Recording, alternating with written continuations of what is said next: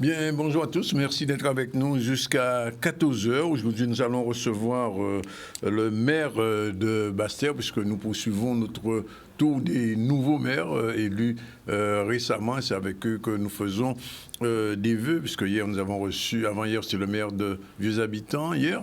Avant-hier, c'était celui d'une autre commune de la Guadeloupe et demain encore une autre commune parce qu'on a à peu près une dizaine de nouveaux maires. Alors, André Attala, merci d'être avec nous. Bonjour. Bonjour aux auditeurs de ZCL News, de Canal 10 et bonjour à la Guadeloupe. Bien sûr, et aux Bastériens, j'imagine. La Guadeloupe, c'est dans le Basse-Terre. qui vous regarde. Corita, Jean-Alexis Mouisa, qui sera aussi avec nous. Et puis, on va terminer avec Jean-Claude Nelson, qui est responsable de la culture, président de la commission culture audiovisuelle de la région Guadeloupe. Pour l'actualité, c'est la mobilisation à Guadeloupe Formation pour les conditions de travail des stagiaires. Rien n'est toujours réglé, donc on reviendra sur ce conflit qui dure depuis le mois de décembre, même novembre, avec Charlie Dagonia qui était sur place. Témoignage de personnel suspendu sur leur situation financière et familiale, ça devient de plus en plus compliqué. Olivier Moradel était sur place hier soir, il va nous faire un petit compte-rendu. En bref, la citation d'Emmanuel Macron sur le désir d'emmerder les non-vaccinés, ça passe plutôt mal, aussi bien en France qu'en Guadeloupe. Et puis, réaction de Gaby Clavier suite à l'agression de Gérard Cotellon, le directeur du CHU, qui, comme vous le savez, hier soir a été sérieusement malmené à la sortie de son travail. Voilà. Monsieur Attala, merci d'être avec nous. Vous êtes maire, nouveau maire à Basse-Terre depuis 18 mois déjà, ça fait? C'est ça, 18 mois, oui. En pleine Covid, en plus, vous êtes médecin. Quelle est la situation de Basse-Terre aujourd'hui? Le Basse-Terre se porte mieux. Oui. Bien sûr, effectivement, nous avons été élus dans le contexte où vous venez de citer, en pleine pandémie du Covid. Il y a également le mouvement social. Mais nous avons une belle équipe qui a envie de redynamiser, j'aime bien le thème rebâtir Basse-Terre, d'ailleurs c'était la liste que j'avais menée. Et puis on sent de la part de la population, de la part de nos partenaires, de la part de mon équipe municipale et même de l'administration avec qui nous avons forgé un climat de confiance, cette envie de faire Basse-Terre avancer, parce que Basse-Terre c'est le chef-lieu, et Basse-Terre a un potentiel extraordinaire, on a eu l'occasion de le dire. Et des actions sont en cours. Alors c'est vrai que la situation financière fait qu'il faut y aller par étapes. Oui. On l'avait annoncé, 1 an, 2 ans, il faut compter 2 à 3 ans pour assainir la situation financière. Mais il faut aussi que l'espoir soit là. On ne peut pas juste se contenter d'assainir la situation financière, ce que nous avons déjà commencé à faire, puisque quand nous sommes arrivés, chiffre à l'appui, nous étions à 10 millions de dettes. Nous sommes à moins 5 millions de dettes actuellement vis-à-vis de nos correspondants. C'est important.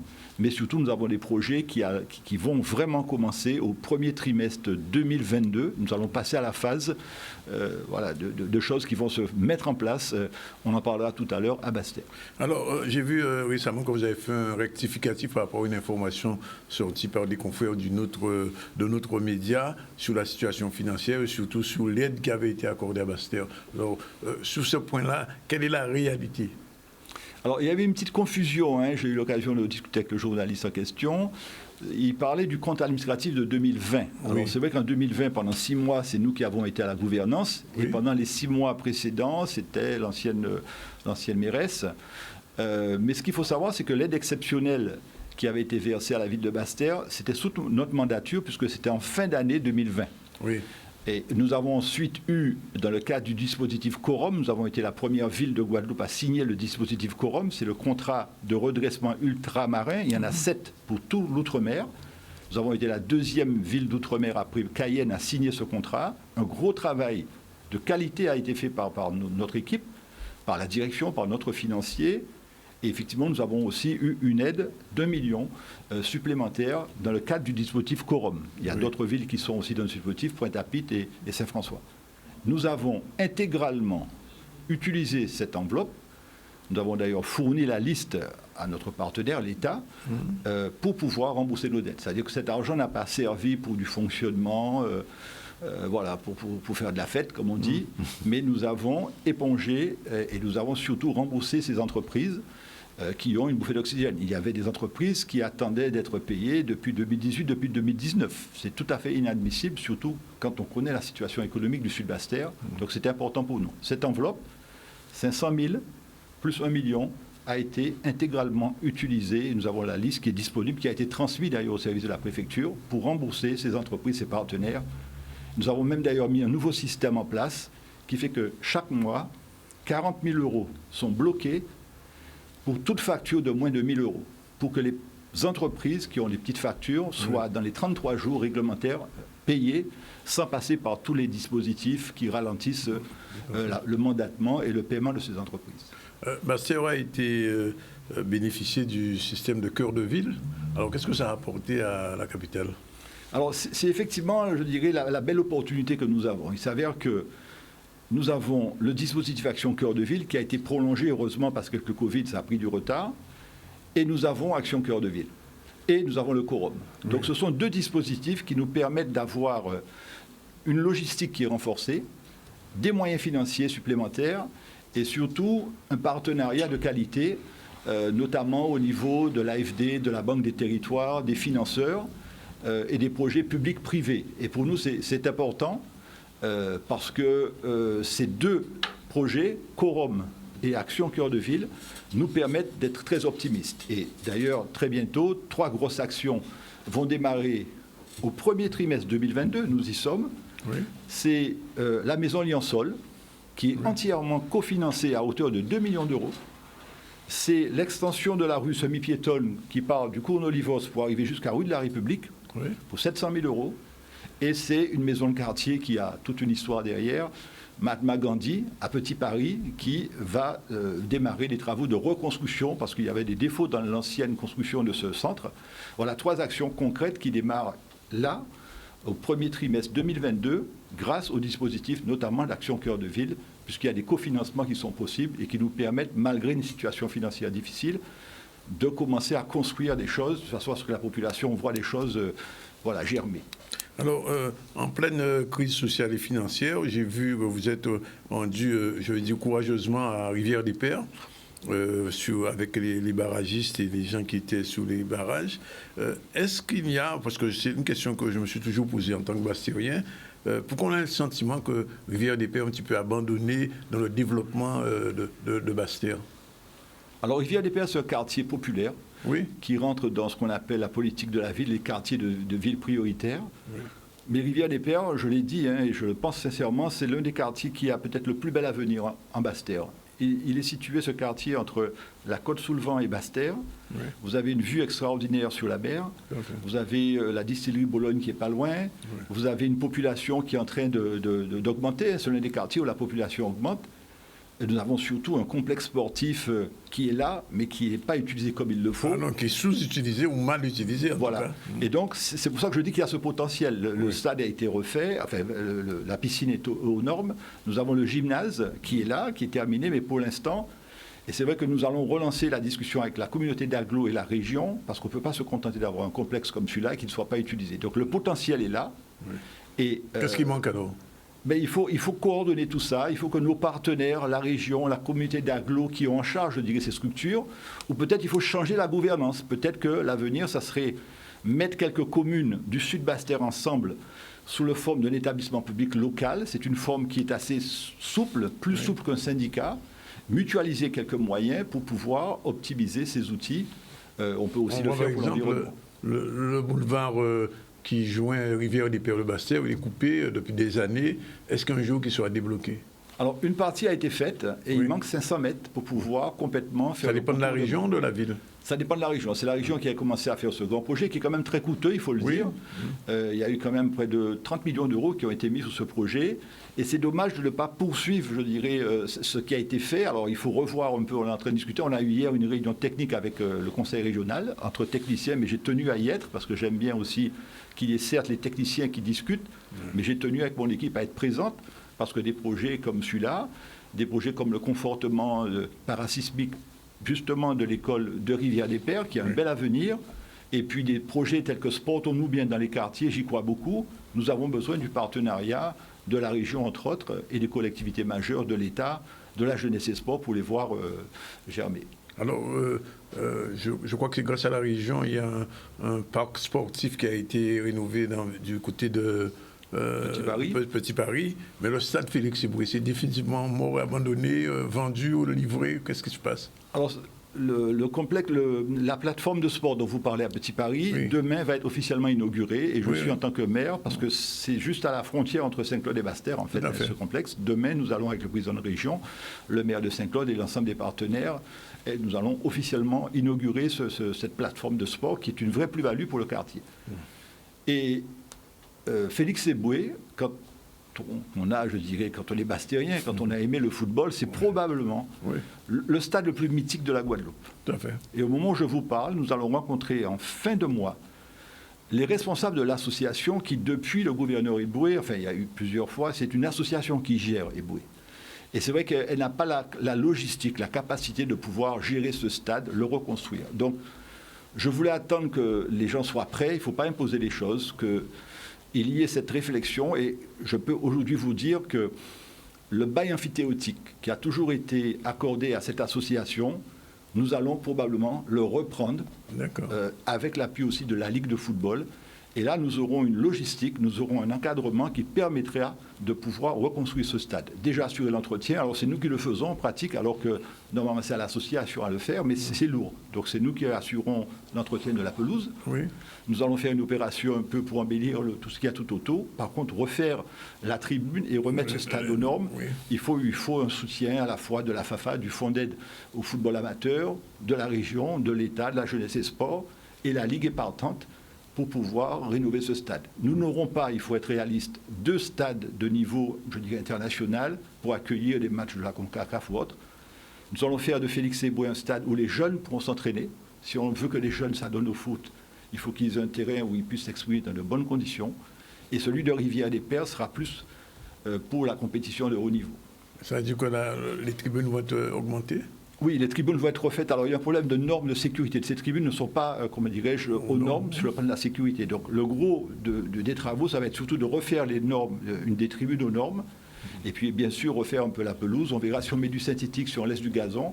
Mais au moment où je vous parle, en fin de mois, nous rencontrons l'ensemble des partenaires, et notamment les 2 clubs qui utilisent ce stade, Gauloise et Racine, pour définitivement construire une nouvelle page concernant ce stade Félix Eboué, et reprendre le bail amphithéotique. Et c'est la ville de Basse-Terre qui aura dorénavant à gérer cette structure, parce que c'est lourd pour gérer pour une association, ils le reconnaissent eux-mêmes, mais je voulais que ça vienne de l'association, ne pas donner l'impression que j'arrive, je veux tout reprendre, sinon je n'assure pas l'entretien. Je voulais que ça mûrisse, et c'est le cas actuellement. Alors, on va parler culture. Je profite pour saluer l'arrivée de Corita Jean-Alexis. Bonjour. Bonsoir, bonjour, Danick. Merci d'être avec nous. On va parler de vous tout à l'heure, de ce que vous faites dans la vie. Vous êtes soprano lyrique, c'est assez rare en Guadeloupe quand même. Et vous avez un parcours assez exceptionnel. Justement, on va parler de culture. Alors, il y a, j'ai envie de dire, un lionnage entre l'auditorium et la scène nationale, l'archipel de Basse-Terre, ça fonctionne. Mais comment expliquer qu'une ville comme Basse-Terre n'est pas un festival? Alors, ça fait partie des projets, mais bon, l'année a fait que. Par contre, nous avons voulu créer un vrai partenariat avec Gérard Poumarou et son équipe et l'archipel. Vous savez que l'archipel, c'est la seule scène nationale de Guadeloupe. Qui vient d'être remise à neuf, mais pendant toute la période des travaux, c'est l'auditorium qui a servi pour pouvoir, je dirais, suppléer. Mais moi, je souhaite aller plus loin, et ce qu'on a convenu avec M. Poumarou, qui est un vrai professionnel, qui connaît bien la culture, c'est qu'on ait un vrai partenariat, et non pas le temps des travaux, mais un partenariat au long cours, qui ait une réflexion globale concernant la culture en Sud-Basse-Terre, qu'on ait une complémentarité, parce que parfois, dans le temps, il arrivait que vous avez un très beau spectacle à l'Archipel, et en même temps, le même soir, le même samedi, à l'auditorium. Et parfois, vous restez 4 samedis, un mois, sans aucune animation. Oui. Donc, on a voulu que dans la programmation, voilà, il y ait une logique et un calendrier qui soit harmonisé entre l'Archipel et l'auditorium. Et d'ailleurs, l'auditorium, vous le savez, a aussi une très bonne sono qu'on a refaite, hein, la sonorisation, enfin, voilà, l'acoustique est très bonne. Donc, quand vous voulez, vous êtes la bienvenue pour exprimer votre art à Basse-Terre. Elle viendra sûrement, mais alors, et c'est possible d'avoir un... Vous avez vu ce qui s'est passé à Marie-Galante avec Terre de Blues qui a impacté un petit peu, même économiquement, Marie-Galante en période de festival, enfin bien que depuis 2 ans il n'y a pas eu. Mais est-ce que Basse-Terre ou le sud Basse-Terre ne mériterait pas plus que des spectacles particuliers, mais un rendez-vous, j'ai envie de dire annuel, etc., festivalier pour la région. Ça a existé à l'époque très ancienne de Jérôme Cléry avec M. Faroudia, il me semble, mais est-ce que c'est pas quelque chose qui... Tout à fait. C'est vrai que M. Cléry et Faroudia et l'équipe à l'époque avaient une vision de ce qu'on appelle vraiment la culture. Il ne faut pas que le label Ville d'art et d'histoire soit juste un titre, il faut vraiment le justifier. Nous, notre projet, c'est de créer en Basse-Terre un festival de la diversité. Et en fait, l'idée, c'est sur 3-4 jours, il y aurait de la diversité. Aujourd'hui, ça sera du sud-américain, demain, c'est l'africain, après, c'est du goka. Et tenir compte, parce que nous avons tous les outils qu'il faut. Nous avons l'archipel, nous avons l'auditorium, nous avons le fort d'Elgrès. Et donc, nous avons les sites qu'il faut. Nous avons l'esplanade du port, nous avons le champ d'Arbaud. Donc, on peut très bien diversifier. Il y a ce qu'il faut. Pour pouvoir accueillir des artistes. Est-ce qu'il manque, c'est l'argent ou bien les idées? Alors, on a été un peu bloqué parce qu'avec, on ne va pas toujours se cacher derrière la crise du Covid, mais c'est vrai qu'on est en train de rédiger le projet avec les différents partenaires. Et puis on attend que les choses aillent mieux parce que quand vous allez regrouper 2000, 3000, 4000 personnes en plein air comme ça, voilà, je ne voulais pas que demain... Ça, c'est le docteur qui parle. Voilà, je ne voulais pas que demain on soit à l'origine d'un cluster à Basse-Terre, surtout pas. Oui. Le cinéma d'Arbaud, on m'avait parlé d'une rénovation, et puis les Bastériens attendent, on ne voit rien de venir. Ça dépend de la mairie, je crois. Alors, il y a eu une première commission locale qui s'est réunie parce qu'il y avait 2 projets, en fait. Il y a eu Goubert, il y a eu Basse-Terre. Tout à fait. Sincèrement... Le Goubert a été, on va dire, évacué. C'est un beau projet, hein. Il ne faut pas qu'on l'évacue comme ça. C'est un beau projet, mais... Moi, j'ai bien sûr défendu le projet du cinéma. On avait 2 cinémas quand j'étais jeune. On avait le Tivoli, on avait le Darboux. On est en train de refaire complètement le champ d'Arbaud, entièrement. C'est-à-dire juste à côté du champ d'Arbaud, en face, vous avez l'ancienne gendarmerie, qui était une friche, qui va devenir la police nationale et la BAC. La prison est en train d'être refaite. L'archipel 2,5 millions vient d'être fait. La clinique Tyrolien va être reprise. Par la mairie? Non, ça va être repris par la sécurité sociale et par aussi une structure qui va faire de l'hébergement. Donc toutes ces structures qui étaient qui périclitaient vont être remises à neuf complètement. Nous allons rénover l'esplanade même du champ d'Arbaud. Et bien sûr, le cinéma d'Arbaud, on ne peut pas, je dirais, avoir une ville qui est capitale sans avoir un cinéma. Et donc, actuellement, il y a un partenaire, effectivement, qui va reprendre, enfin, qui est propriétaire de ce cinéma, qui va complètement refaire ce cinéma. Et ce qu'on voudrait, nous, c'est récupérer les 2 structures qui sont contiguës à ce cinéma. C'est-à-dire l'OMC. Alors, c'est pas l'OMC, c'est Albert Béville. Albert Béville, enfin, on l'appelle l'OMC habituellement. Voilà, bon. Et donc, on aimerait pouvoir... se mettre d'accord avec la communauté d'Aglo, donc je dois rencontrer Thierry Abelli, parce que pour faire un cinéma moderne, maintenant, il faut plus d'espace. Maintenant, vous savez, les jeunes, quand ils arrivent, c'est pas juste une salle de cinéma, il faut une salle de loisirs à côté, il faut une salle de jeu, il faut être attractif.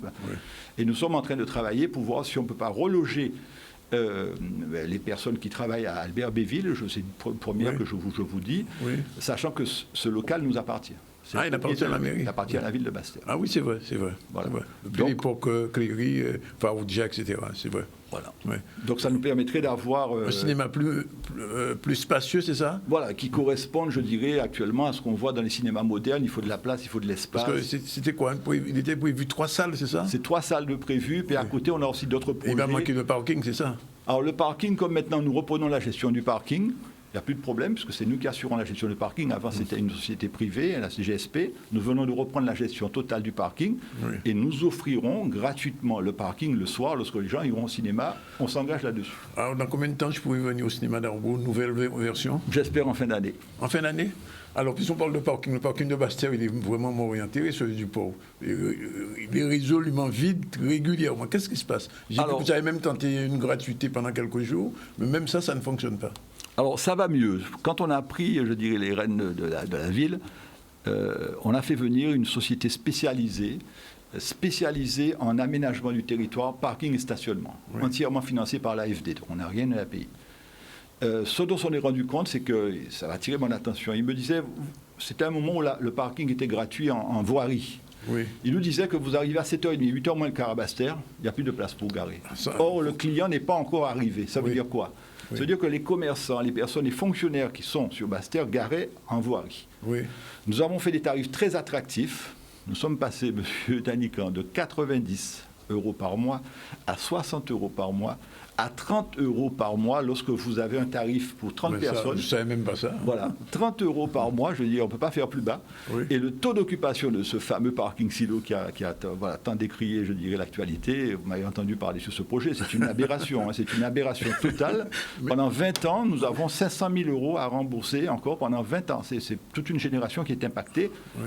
Le taux d'occupation, au moment où je vous parlais, passé de 13% à 55% d'abonnement à l'année. Il faut le garder finalement. Alors, parce que certaines personnes pensaient qu'il fallait peut-être le raser, faire autre chose à la place. Raser, ça sera trop coûteux. Peut-être qu'on peut en faire ce qu'on appelle un pôle commercial, c'est-à-dire un étage où il y aurait du commerce. Parce qu'il y a un voilà. roue qui est vide. Alors, il y a le rez-de-chaussée, vous avez le premier étage, et vous avez surtout l'esplanade. Au-dessus, avec une vue extraordinaire. C'est Cannes. Hein. Venez un jour, vous verrez, c'est Cannes. Hein. C'est la baie de Cannes. Quoi. Le soir, c'est vraiment très joli.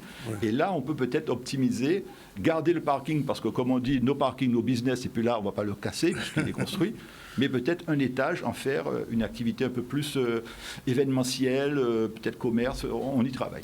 Pendant la dernière crise sociale avec les maires, vous avez été l'un des médiateurs avec Abélie et d'autres pour pouvoir essayer de trouver une solution. Pour la crise actuelle sociale qui a des conséquences fâcheuses, hier soir, vous savez ce qui s'est passé, la grève, enfin, le mouvement n'est pas terminé.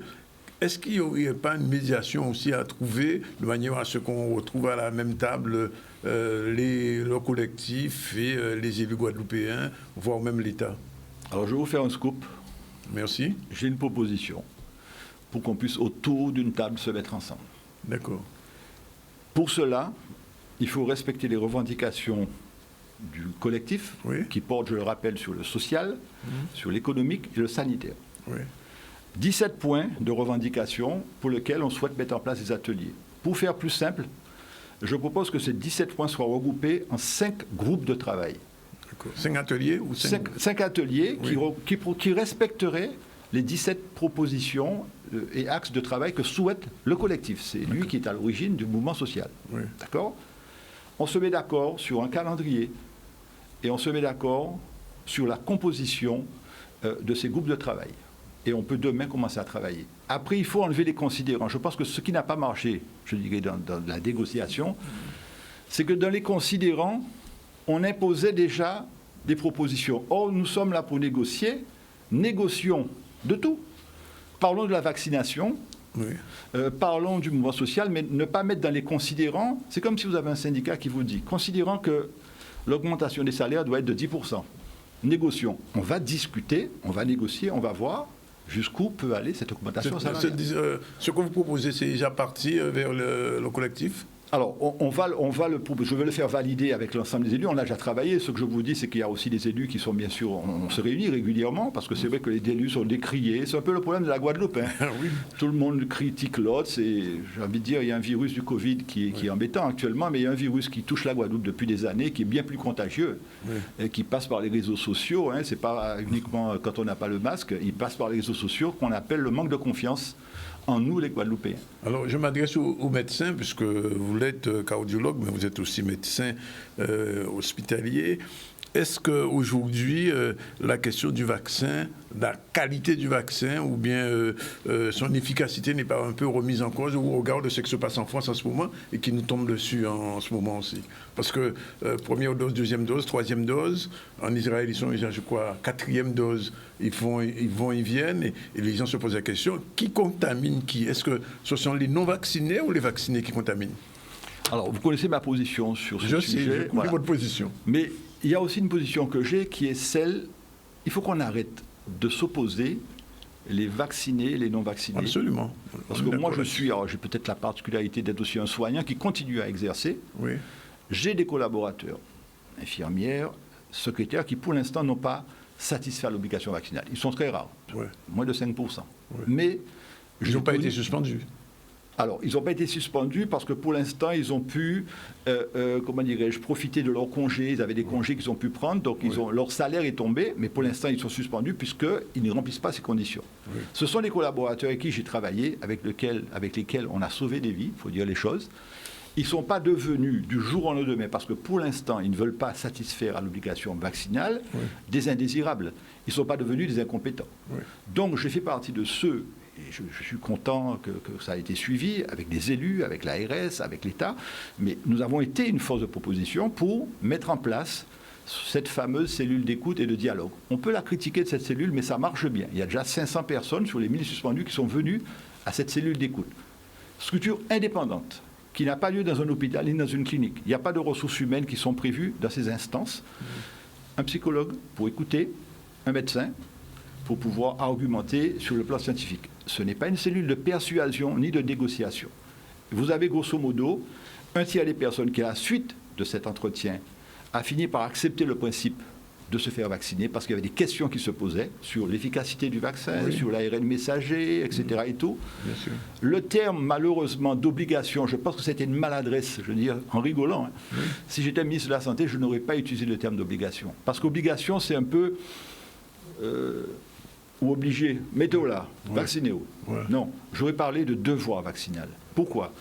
Moi, je me fais vacciner tous les ans pour la grippe. Or, la grippe, le taux d'efficacité du vaccin de la grippe, il est de 60%. Le taux d'efficacité du vaccin ARN messager contre la Covid est de 90%.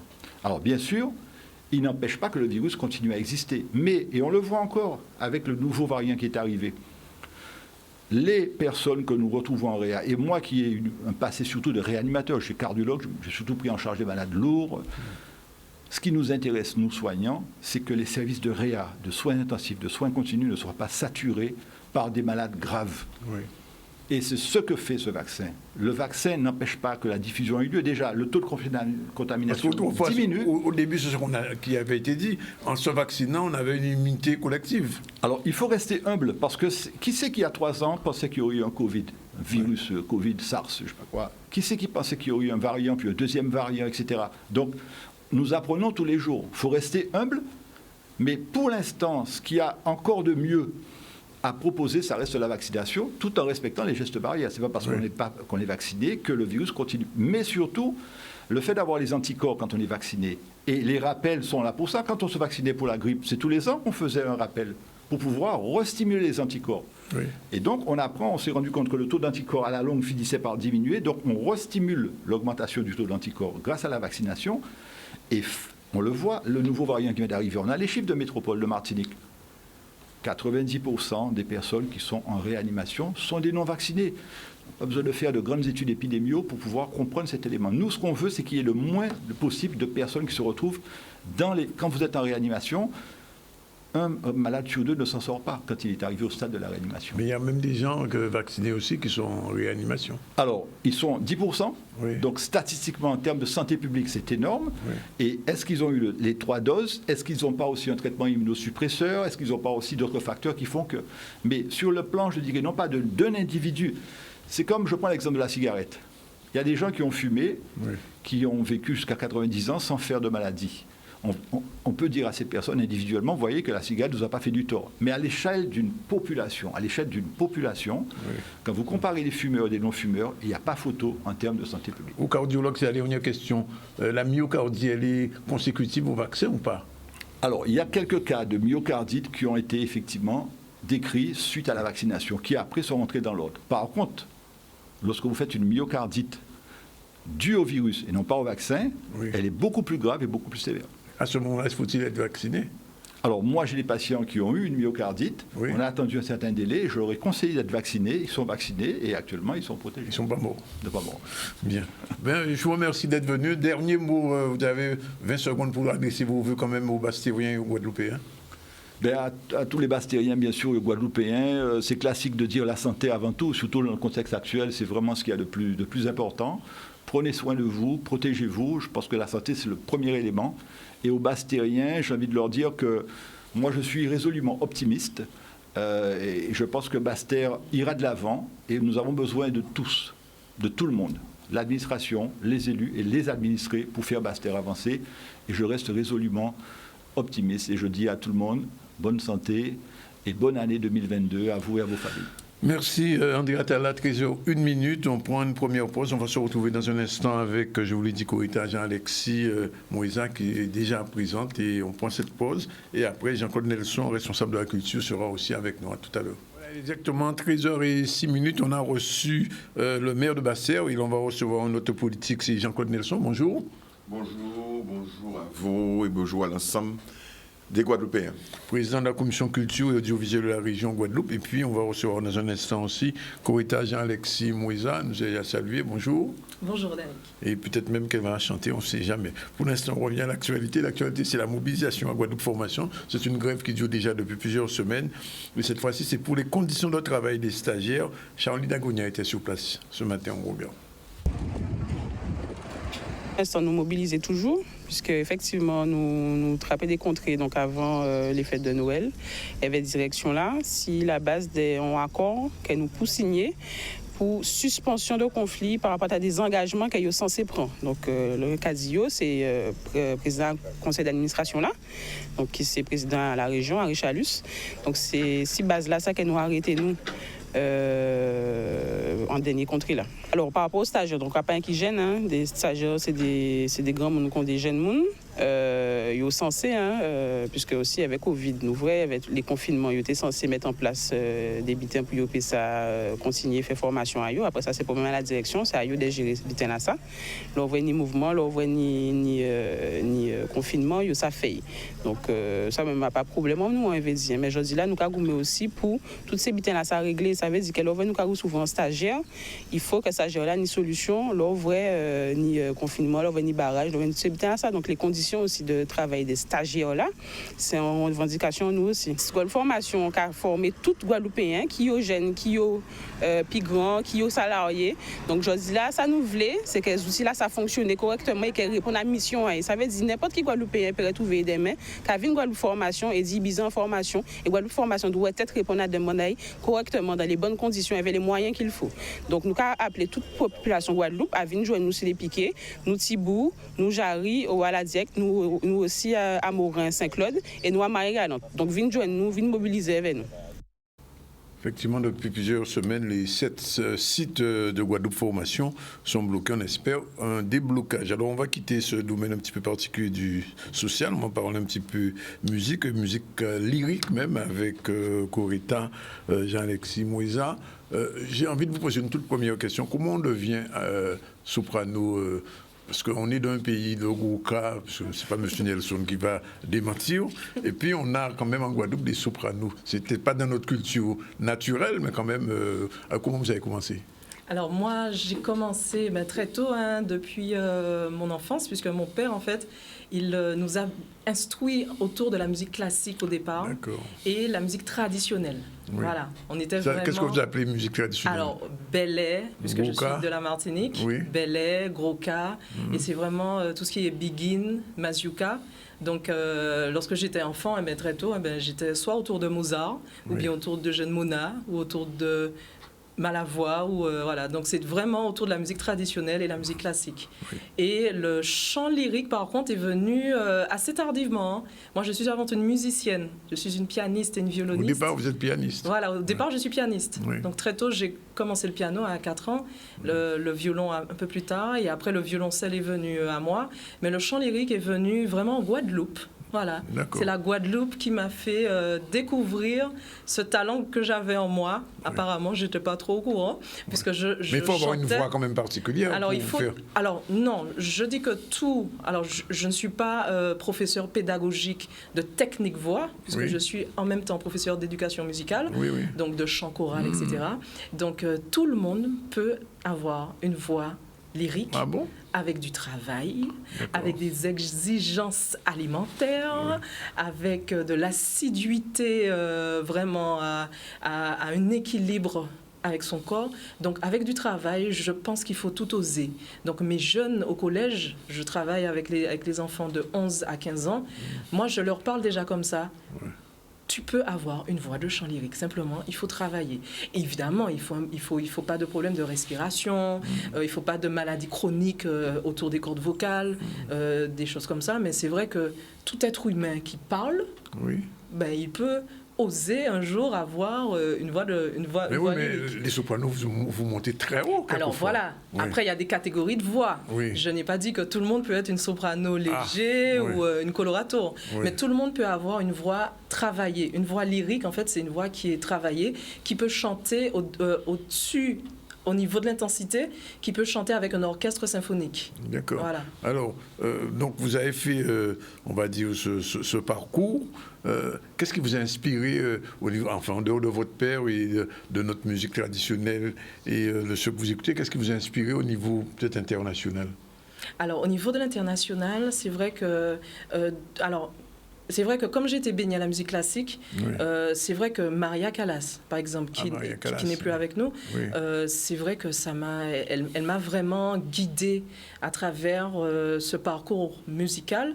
Et malgré du fait de ma voix de musicienne, à notre époque, voilà, je suis quand même de l'autre siècle.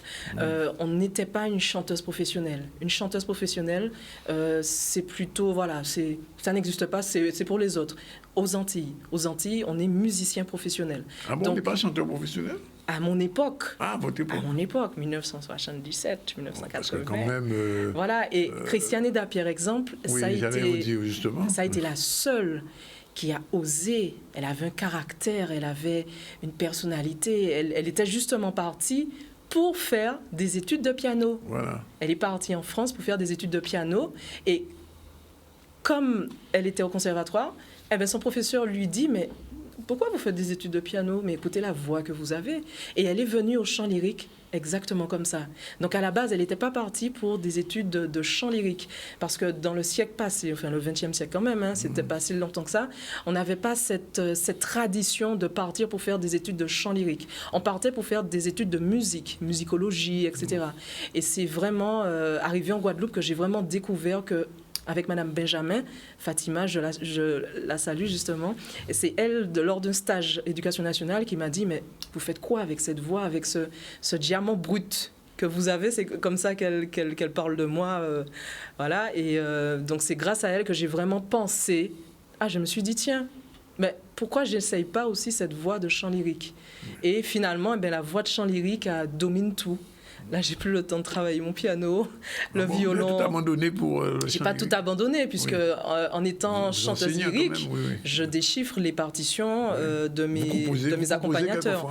Je compose pour mes enfants. Je n'ose pas entrer dans cette catégorie, mais je vais oser cette année.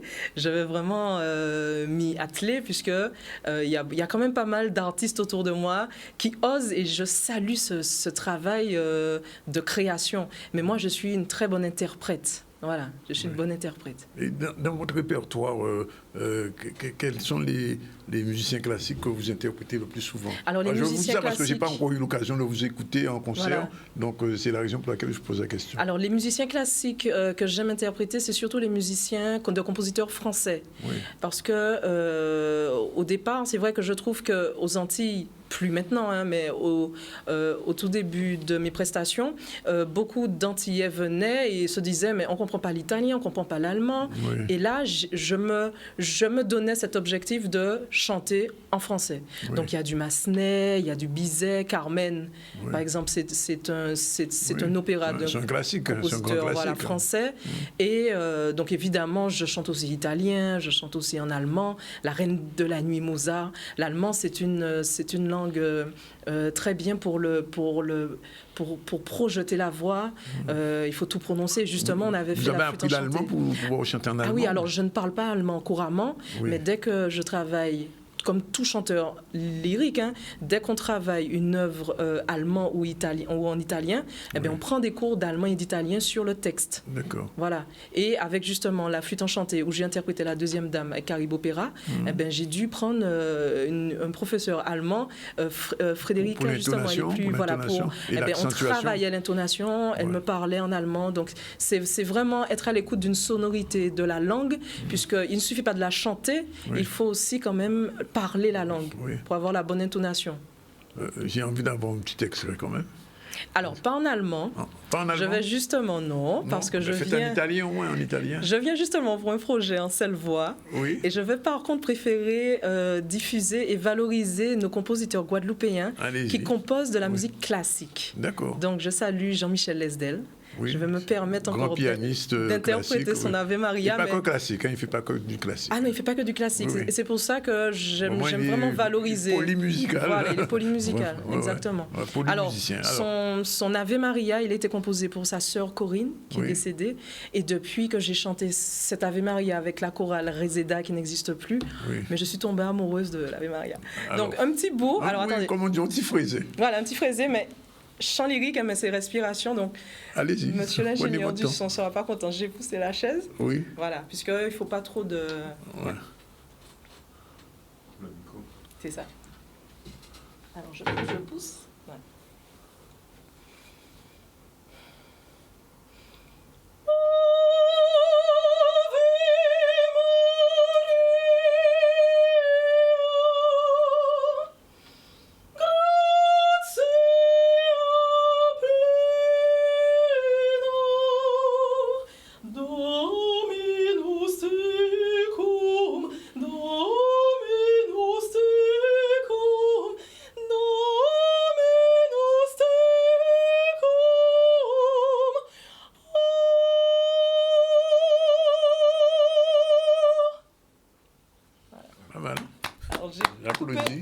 J'applaudis.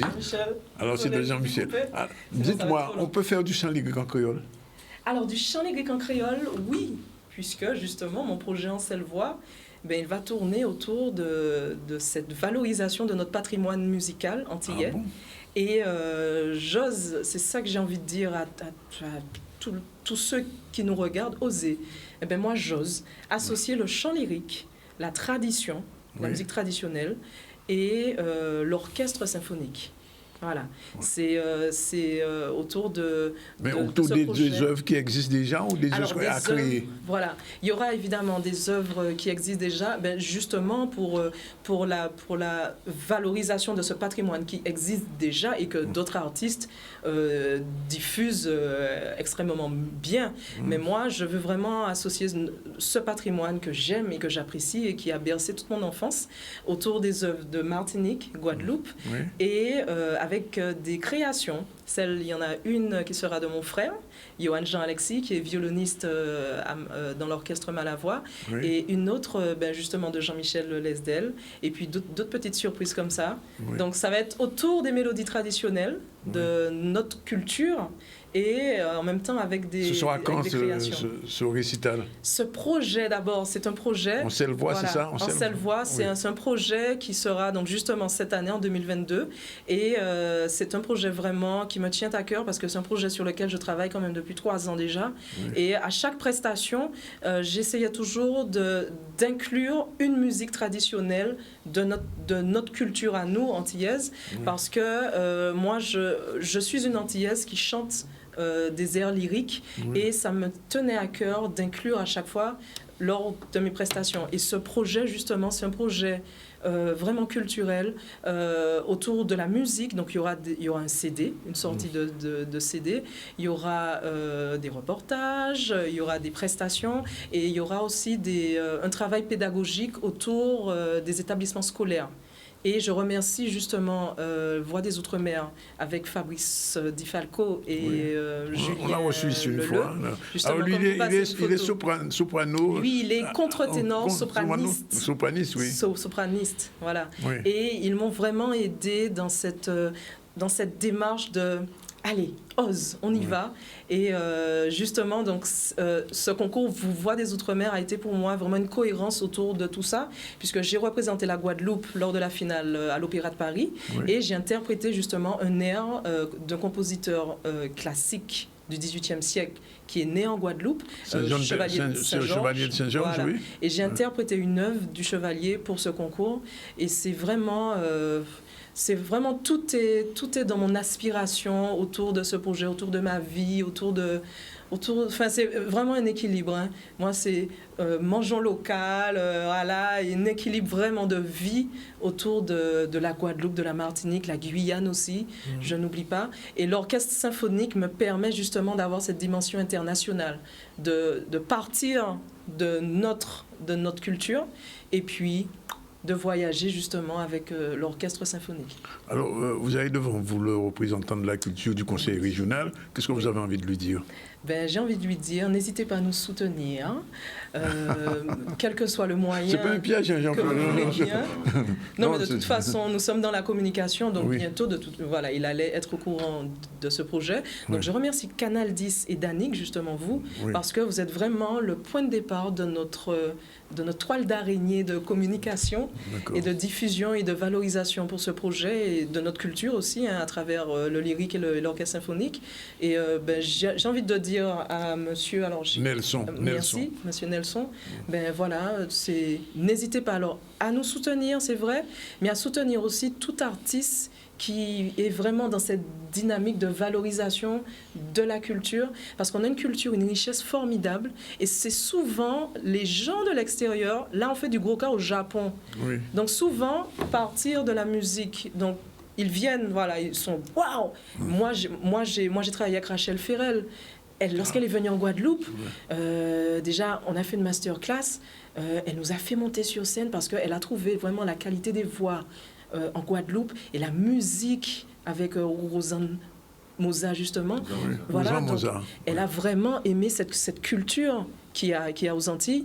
Et moi, je dirais vraiment aux partenaires régions, aux partenaires, voilà, de valoriser nos artistes antillais et de valoriser justement les gens qui travaillent autour de ça, de la richesse du patrimoine antillais, parce qu'on a une richesse. Alors, l'autre question, est-ce qu'il y a, de votre point de vue, j'ai déjà eu l'occasion de poser la question à d'autres lyristes, un public pour ce type de prestations? Est-ce que c'est uniquement des non-guadeloupéens, comme on dit, des Blancs France qui viennent à ce truc-là? Ou bien est-ce que ce sont des Guadeloupéens? Non, mais je pose la question. Parce qu'il faut que les gens savent, parce que quand on vous entend, j'ai reçu ici Mme Sarmanson, je crois. Clémençon. Clémençon, j'appelle aussi Clémençon. Et je vous pose la question, est-ce qu'on a... Carole aussi. Carole est déjà venue.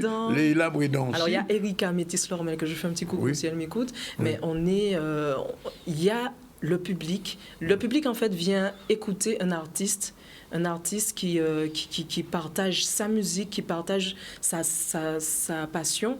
Et quel que soit le style de musique, moi, je dis qu'il y a un public. Moi, je chante, exemple, au Café Philosophie, où il y a Farid, passionné de chant lyrique. J'ai chanté comme Carole, justement, elle chante dans les places. Elle a même essayé de faire du gros cas lyrique, Carole, il y a quelques années. Voilà, donc le chant lyrique commence à s'ouvrir. À l'époque où le chant lyrique commençait dans les années 1995, 94, vraiment en Guadeloupe et en Martinique, là, Madame Santiago, ma prof de chant, elle recevait des tomates. Carole aussi, elle recevait des œufs. Ah bon? Parce que, c'est quoi ça? Comme ça qu'on chante et tout. Mais au fur et à mesure, maintenant, 21e siècle, 2022, s'il y a un public et le public vient vraiment écouter autre chose. Parce que là, on a vraiment une ouverture sur d'autres styles de musique, justement, avec les réseaux sociaux, Internet. Là, le public est averti sur d'autres styles de musique, mais toujours en gardant son identité propre. Et ce type de musique ne s'écoute qu'à l'église, ou bien on peut faire des spectacles à l'archipel ou à l'auditorium de Basse-Terre, enfin, les lieux... Alors, ce type de musique, c'est vraiment j'ai pas envie de dire la bête noire pour les ingénieurs, parce que vous avez vu, là, avec le micro, j'ai dû reculer, ça fait de la scène, etc. L'église, en fait, est faite pour le chant lyrique, parce que c'est une bâtisse avec des pierres, etc. Donc, au niveau de l'acoustique... c'est parfait. C'est parfait, quoi. Mais évidemment, il y a des airs d'opéra, il y a des airs un peu coquins, où on parle de choses un peu légères. Il faut surtout pas chanter ça dans une église. Donc, on chante ça à l'archipel, on chante ça dans les salles, la salle proto, tout ça. Donc, le chant lyrique, c'est venez, c'est ça que j'ai envie de dire aux téléspectateurs, venez voir un concert de chant lyrique et vous allez être surpris parce qu'il n'y a pas que les chants un peu d'église, parce que c'est ça que les collégiens disent. Madame, c'est quoi ça? On aurait dit on est dans une église. Non, il y a toutes sortes de chants. Il y a des chants... comme je disais, drôle, coquin, tout ça, on s'amuse dans le chant lyrique. Et c'est ce que je salue le travail des autres chanteurs avant moi qui ont vraiment popularisé ce style de musique. Et moi, maintenant, je prends la suite et j'essaye de donner mon authenticité antillaise pour que le public se reconnaisse aussi dans le chant. Elle dit, ah, mais elle chante en créole avec la voix lyrique. Ah, elle arrive à chanter. Ah, mais super. Et voilà, quoi. C'est un vrai plaisir. C'est un vrai plaisir. Jean-Claude Nelson, on va vous interroger sur autre chose, mais votre réaction par rapport à ce que vous venez d'entendre? Non, c'est très bien. Je trouve que c'est une ouverture. La musique, elle est universelle et je pense qu'il y a tout un champ. D'ailleurs, Madame Alexis parle de personnes que j'ai connues, notamment Santiago Benjamin. Ah, Madame Fatima. Santiago, Madame Benjamin. Que j'ai connue. Et il y a aussi Caleb Séjor, avec qui, à un certain moment, en tant que directeur de l'office municipal, il a travaillé avec nous au Moule. Donc ce sont des gens qui apportent, je dirais, une ouverture à la musique. C'est extraordinaire. Et moi, je pense, et je l'encourage à aller sur le répertoire créole, parce que nous avons de très beaux textes qui peuvent être chantés. Alors oui, dans tout, il faut de l'adaptation. Et comme elle a dit, c'est par rapport à l'intonation, la façon de dire, la façon de parler. Mais je pense qu'il y a un public. Il y a un public parce que je me rappelle qu'à l'église du Moule, nous avons organisé quelques concerts de chant lyrique et les gens s'étaient déplacés et étaient venus voir. Et donc, il y a un chemin à faire et je pense que nous avons de très belles voix pour que demain nous puissions truster les scènes nationales et internationales. Ça commence d'ailleurs. Hein. Oui. Là, en Italie, un peu partout. Voilà. Ça commence et ça veut dire que très souvent on se cantonne dans du chant, du zouk, etc. Ce qui est bien, mais on peut aller encore sous d'autres tableaux, à un autre niveau et pouvoir, pourquoi pas, truster les places. Hein. C'est comme ça. C'est vraiment un autre style, voilà. Moi, je ne dénigre pas le zouk. Moi, j'adore Patrick Saint-Éloi, des chanteurs de zouk ou mon petit zouk traditionnel, j'aime bien. Mais c'est vrai que c'est une ouverture sur autre chose. Moi, au collège, je fais écouter aux enfants de tout. Ça va du gros cas, Biguine, zouk, à Mozart, à autre chose, à la musique contemporaine. Voilà, il faut une ouverture d'esprit et une ouverture, ouvrir vraiment les jeunes à toutes sortes de musique et pas cantonner dans la musique dite, voilà. Oui. Mais on prend l'exemple du Chevalet Saint-Georges. Quand le Chevalet Saint-Georges a été en métropole, quand ils ont vécu en métropole, il a été l'égal de Mozart et tout ça. Mais Mozart l'a copié d'ailleurs. Mais bien sûr, dans beaucoup de Toulousains l'a copié. Et hier, j'ai écouté une émission de télévision où on disait que le Chevalet Saint-Georges avait tellement de succès que les gens se déplaçaient comme s'ils allaient voir les plus grands machins en France, mais aussi dans toute l'Europe, en Belgique, en Autriche et tout ça. Les gens venaient voir le Chevalet Saint-Georges.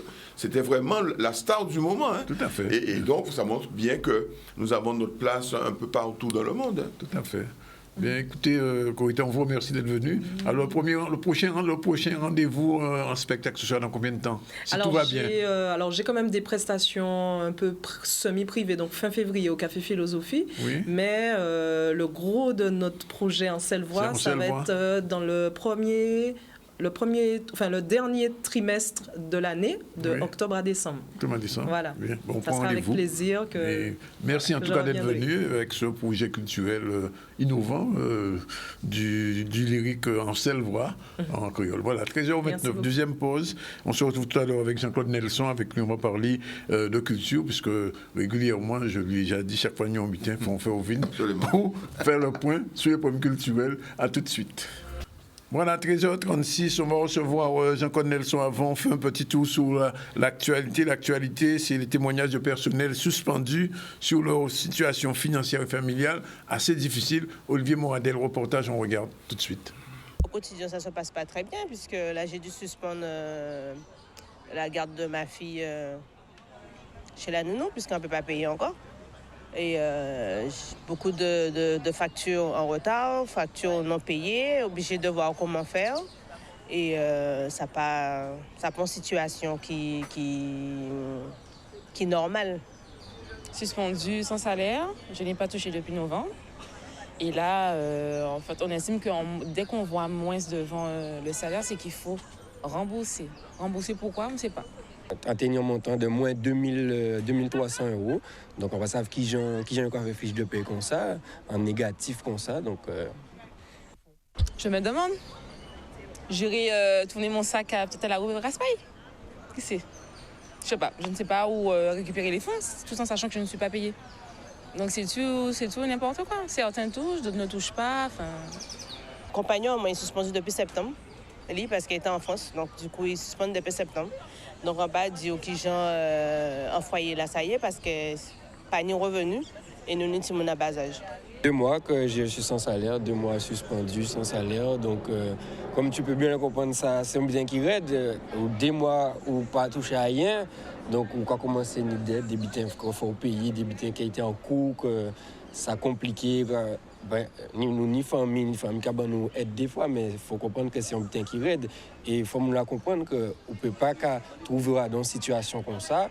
Ou sans salaire pour un bitin que ou pas faire pas faute grave pour rien et vous quand ôter au salaire comme ça. Non, c'est normalement il est censé avoir un minimum pour vivre, ne serait-ce que pour acheter manger, pour bâtir mon art, donc c'est un bitin qui est inacceptable. Donc c'est inconcevable que nous qu'on retrouve nous dans des situations comme ça quoi. Sans aucune explication. Tout en sachant qu'il faut savoir que quand on est salarié du CHU, on a ce qu'on appelle intranet, donc on a des identifiants personnels. On peut avoir accès à nos fiches de paie et depuis quand on est suspendu, c'est pas possible en fait. Donc on était obligé d'aller à la DRH et récupérer nos fiches de paie. Non, pas d'explication, zéro explication. Au contraire, normalement, il y a qu'à envoyer fiches de paie en nous, là, il n'y a pas envoyé, donc il faut nous réclamer. Nous voyons mail pour la DRH pour te voyer nous fiches de paie. Nous avons une plateforme, nous avons accès, nous rentrer dans les plateformes là ça pour justement récupérer fiches de paie en nous. Là, nous n'avons pas accès à ces plateformes là ça. Faut nous aller directement à la DRH pour demander une fiche de paie. Et c'est là que nous avons que nous avons moins telle somme quoi. Qu'est-ce qu'ils peuvent nous dire? Ils peuvent rien nous dire. Ils ne savent pas quoi nous dire. Un petit focus très rapidement sur la petite phrase de Macron, le désir d'emmerder les non-vaccinés. Et effectivement, ça a fait beaucoup polémique en France et j'imagine en Guadeloupe aussi, les gens ont très mal pris cette décision de dire je suis pour emmerder les Français, je pèse toute la journée, etc.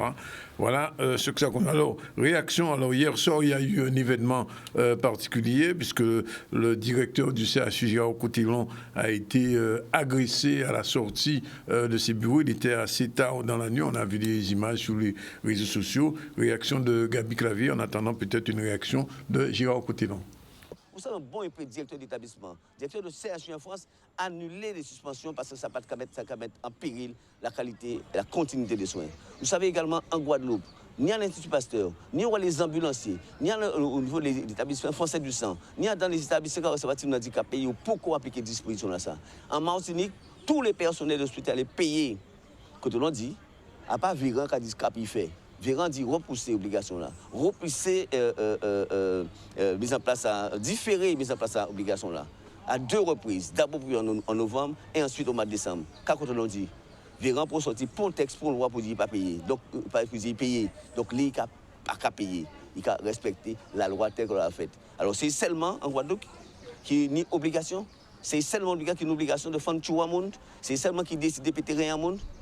On a bien dit, ça a fait aussi à aujourd'hui là.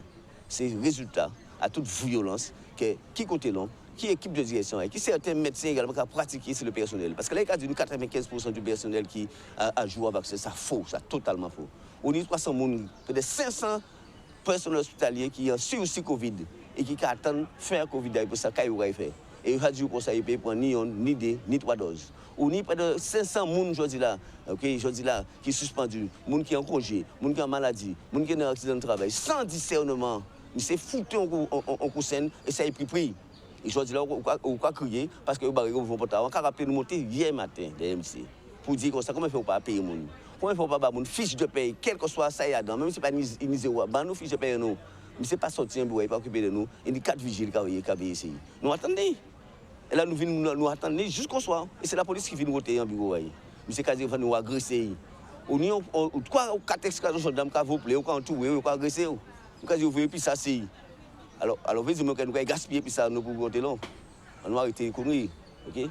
Alors bien évidemment, on peut tout comprendre que c'est aux abois. Et aux abois pour conneries. Qui sème le vent, récolte la tempête.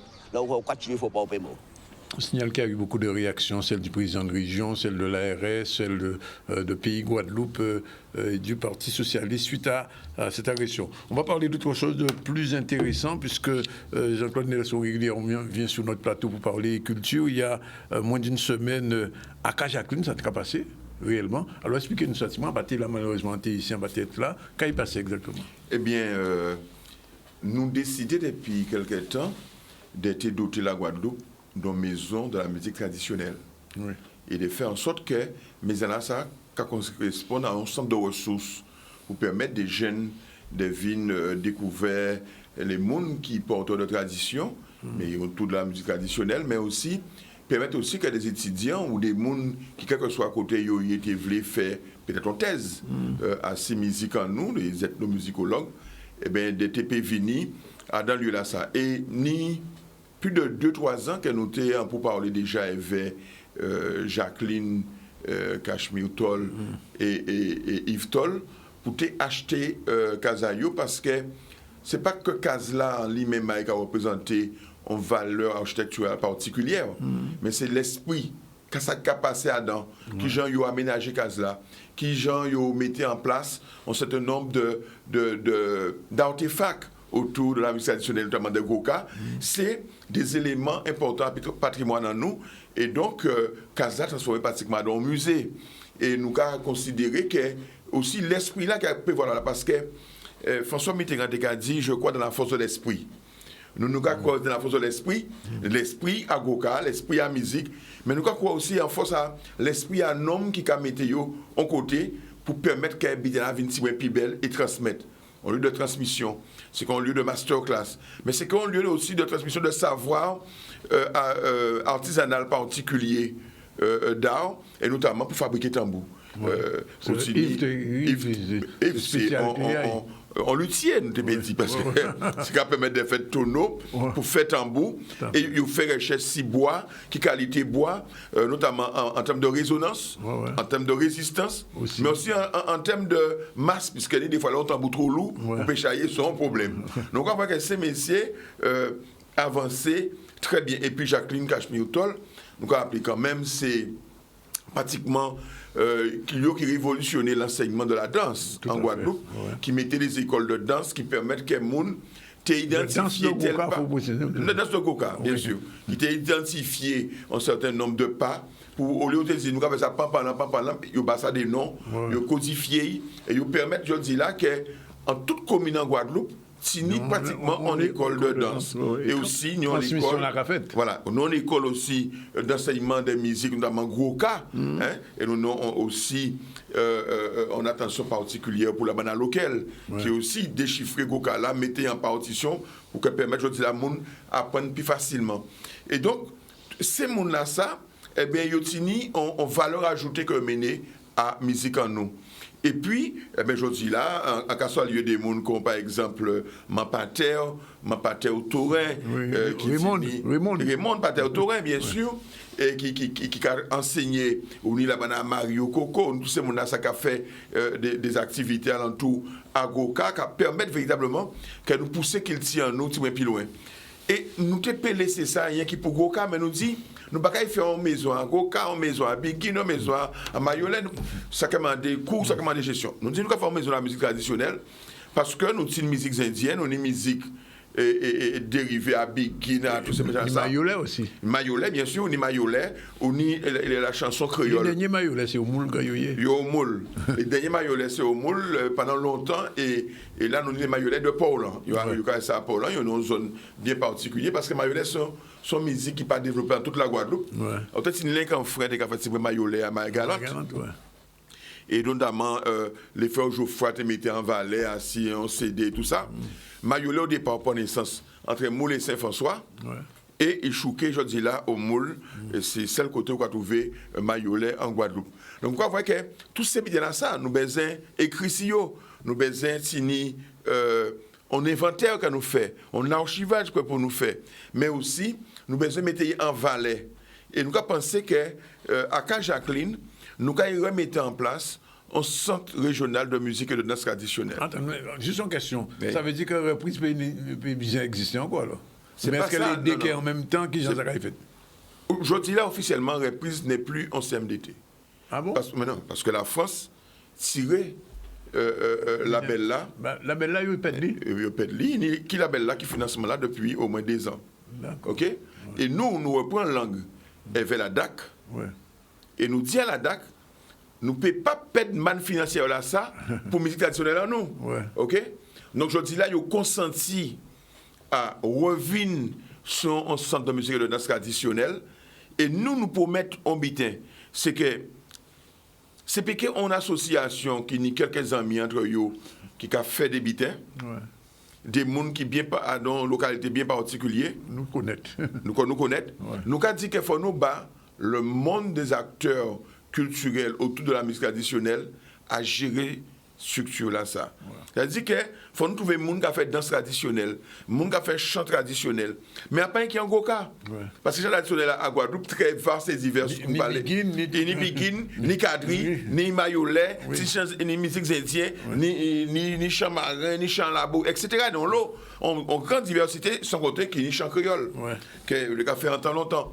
Et donc, pour nous, c'est important que c'est ces gens-là ça qui réunissent dans le CMDT et qui mettaient en place les grandes orientations pour développer la musique traditionnelle de Guadeloupe, qui mettaient en place les grandes stratégies et notamment aussi les objectifs opérationnels, c'est-à-dire les organisations ponctuelles pour faire que ça arrive en côté. Et ça qui prend départ à Jacqueline, ça qui prend départ à dans un espace qui est dédié. Et nous sommes ralliés à Jacqueline, au MACT, parce que le MACT n'est pas simplement un musée, c'est aussi un espace de centre d'expression. Et donc, c'est pour nous un côté où nous avons manifesté résilience à peuple Guadeloupe, résilience à peuple qui remet en esclavage, un peu tout partout dans la Caraïbe. Et donc, il faut que, par exemple, là, il est fédéré que l'homme qui prend un ticket, un touriste qui prend un ticket, ou un jeune Guadeloupéen, ou un Guadeloupe qui prend un ticket au MACT, ça va permettre aussi de visiter à Jacqueline. D'accord. Dans le centre de maison régionale de la musique régionale là. Et ainsi que nous mettons aussi la Rivelière à vieux habitants, où Tini, un nouveau départ qu'il prend en deuxième trimestre, et semestre, pardon, à l'année là, ça, où nous permettre que nous revisiter lieu là, viennent en ces lieux là. Donc c'est pour nous important que nous Tini des espaces de commémoration et des espaces de visualisation des cultures en nous. Mais c'est qu'il y a aussi des espaces de ressources. Et ça qui est important pour nous, c'est la ressource. C'est-à-dire que normalement, à quand Jacqueline, on a besoin, on dit ça Goka. Il faut trouver là. Il faut trouver là. Ouais. Et même les anciens disent de Goka, il faut nous trouver là, faire des recherches. Travail de recherche à faire. Non, mais notre travail de recherche à faire. Et trouver des supports. Et il faut nous s'adapter aux supports modernes. Oui, mais c'est numérique. Il faut numériser. Il faut numériser. Il faut faire en sorte que Biten permette que nous pas qu'à vivre en arrière, nous qu'à monter, nous qu'à aller devant, et nous qu'à faire que la modernisation qu'à accompagner la tradition. Et c'est ça qui est important pour nous. Mais ça veut dire que c'est une véritable institution que nous mettons en place. Nous mettons une véritable institution en place qui en valeur très culturelle, mais aussi très scientifique, parce que nous voulons que, par exemple, et jeune Thibaut qui est à l'université viennent là chercher, et que dorénavant, en cas de gens qui gênent moi parfois, en cas de côté, c'est des gens de l'autre côté qui ont parlé de culture, qui ont parlé de Goka. Si on livre assez musique en nous, sont africains. Oui, mais au nom Madame Allemande, il parlait rapidement, Frédéric Habitin, il fait des documents assez Goka. Moi, je suis au Canada. En cas d'arriver au Canada, à un festival de Longueuil, en cas trouvé un ethnomusicologue qui a fait 2 conférences sur le Goka, en Madame Blanc. Alors, au point qu'une fois, on Canadien demande, mais qui êtes-vous pour parler du Goka? Ah bon, à point là ça? Oui, mais qui êtes-vous pour parler? Et pas nous qui me dit ça, Madame canadienne, caucasienne, dit, mais qui êtes-vous pour parler du Goka? Comment on peut parler du Goka? Parce qu'il ne peut pas imaginer que Madame Blanc qui parle du Goka. Donc, 3 personnes qui parlent de musique en nous, et nous pas là. Il faut que c'est nous aussi qui parlons, c'est Simon en nous, c'est jeunesse en nous qui parlent de ça nouiller, de qui je nous vivre. Parce que Goka, sont musiques d'initiés. Oui. C'est-à-dire que au Pékin vient là jouer goka. Et même les où comprendre nous jouer goka, des fois c'est quoi dire tambouiller qui pas de jardin, on va lever parce qu'on a mal boula, qu'on a mal marqué. Vous entendez ça? Même bien qu'on vient nous que danser là, beaucoup quand un code dessus parce que quand on pas qu'on danser goka. Pas goka. Quand danser n'importe qui peut danser sur goka. Donc ça veut dire que faut initier. Et en tant longtemps les gens qui jouent goka, pour apprendre à jouer goka, il faut marcher pendant longtemps des dos. C'est ça, entendre aussi. Et c'est là où il a considéré vraiment, on voulait jouer musique. Il a bon faveur. Il a bon faveur, il a commencé à faire jouer goka. Donc, soit musique d'initié, et donc nous avons considéré que là aussi, il faut nous initier jeunesse en nous à travail là que les anciens laissés pour nous là, mais aussi à nouveau travail qui fait là, parce que je dis là, avec les écoles de musique, des jeunes qui apprennent beaucoup plus vite et qui maîtriser l'instrument encore mieux que les anciens et qu'ils ont monté en charge, ont monté en valeur qui est extraordinaire et qu'il faut nous aussi bourrer, tchember et mener plus loin. Donc, centre là, ça, c'est plus comme un centre de Goka qu'on dit, c'est un centre de musique Guadeloupe. De musique Guadeloupe, musique traditionnelle Guadeloupe. Séparation là qui fait en fait en vidéo, partition là qui fait entre Goka, Biguine, Bel Air, etc. Qu'est-ce qui fait dans ce centre là? Alors, c'est que à mon là qui gère la structure là, à mettre en place projet scientifique là. D'accord. À mettre en place organisation. Donc, il y a un projet scientifique. Oui, il faut un projet scientifique. Oui. Parce qu'on ne peut pas faire une structure comme ça, si pas derrière son projet scientifique.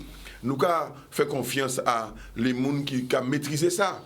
Nous, c'est les politiques. Nous avons mené les moyens, nous avons mené, nous avons machin là. Après, il faut que les gens là approprient et responsables qui a fait là, qui mettent en place en tant que professionnels. OK? Et CMDT là même, à présent, qui est géré par des acteurs, qui dit aussi, mais qui j'en ouvre bien aller, et qui baille des orientations. Il peut substituer à mon là, mais qui baille des orientations pour permettre que nous avancions dans ça. C'est ouverture officielle là, c'est qui temps. Alors, là, c'était signature. C'est nous acheter. Actuellement, il faut nous contacter un architecte pour pouvoir ranger et transformer dans une manière que nous voulons. C'est-à-dire, nous pouvons démonter cette structure là, parce que nous plaisir. Mais il faut permettre que nous signions une architecture qui va permettre de recevoir les mondes dans les bonnes conditions, les structures et tout ça. Et puis, nous avons donc défini le projet là, globalement, dans fonctionnalité. Mais on a pensé que d'ici 6-8 mois maximum, nous pouvons inaugurer l'ouverture à CMDT, là, ça, la maison régionale de musique traditionnelle de la Guadeloupe. Un dernier petit Jean-Claude, on a posé une question là. Est-ce qu'un festival Goka qu'on joue que vous venez ou bien que vous venez moi aussi? Non. On a pensé que le festival Goka qui revient parce que l'année passée, l'année là, c'est encore qu'on fait sous forme dématérialisée. Donc, nous pour qu'il y ait un festival de Goka, nous pour que signer aussi d'autres festivals de musique traditionnelle, et d'ailleurs, CMDT là qu'il nie à prononcer ici comment déterminer et développer Goka, c'est tout le pays Guadeloupe, mais aussi en dehors pays Guadeloupe aussi.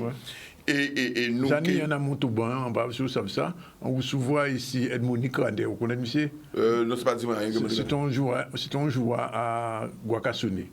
Edmond Nicandé, il fait des disques, plusieurs disques, il a pris le prix en France, aux États-Unis, en Grande-Bretagne, et il y a un festival Goka en bas là. Il y a Montauban.